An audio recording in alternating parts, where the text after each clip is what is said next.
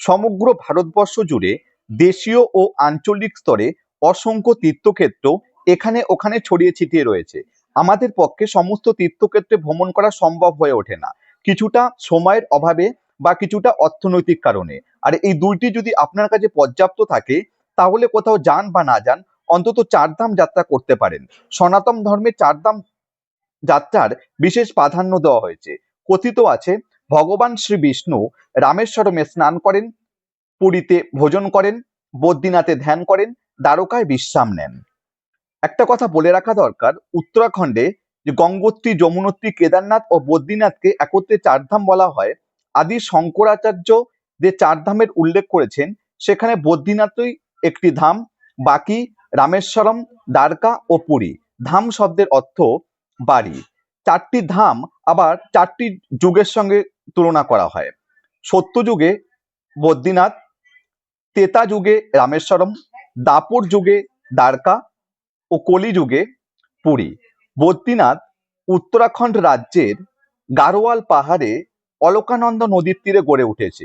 এটি আবার 108 বৈষ্ণব তীর্থক্ষেত্রের মধ্যে অন্যতম একটি। দ্বারকা গুজরাট রাজ্যের আরব মহাসাগর ও গোমতী নদীর মোহনায় গড়ে উঠেছে। পুরী উড়িষ্যা রাজ্যের বঙ্গোপসাগরের তীরে গড়ে উঠেছে। এখানকার পূজিত দেবতা প্রভু জগন্নাথ। এটি ভগবান বিষ্ণুর অসমাপ্ত প্রতীকী রূপ। এটি ভারতবর্ষের একমাত্র মন্দির যেখানে ভগবান শ্রীকৃষ্ণ, দাদা বলরাম ও সুভদ্রা একসঙ্গে পূজিত হয়। রামেশ্বরম তামিলনাড়ু রাজ্যের বঙ্গোপসাগরে পাম্মান নামে একটি দ্বীপ আছে। এই দ্বীপেই এই ধামটি অবস্থিত। কথিত আছে, ভগবান রামচন্দ্র ব্রাহ্মণ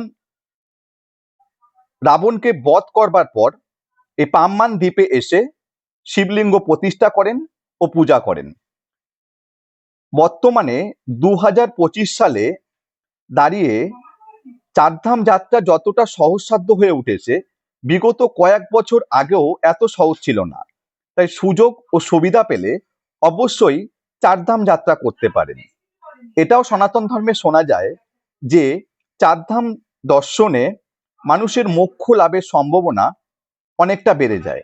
অর্থাৎ মানুষ বা কোনো প্রাণী হিসাবে এই পৃথিবীতে জন্মগ্রহণ করে আপনাকে দুঃখ, কষ্ট এসব আর ভোগ করতে হবে না।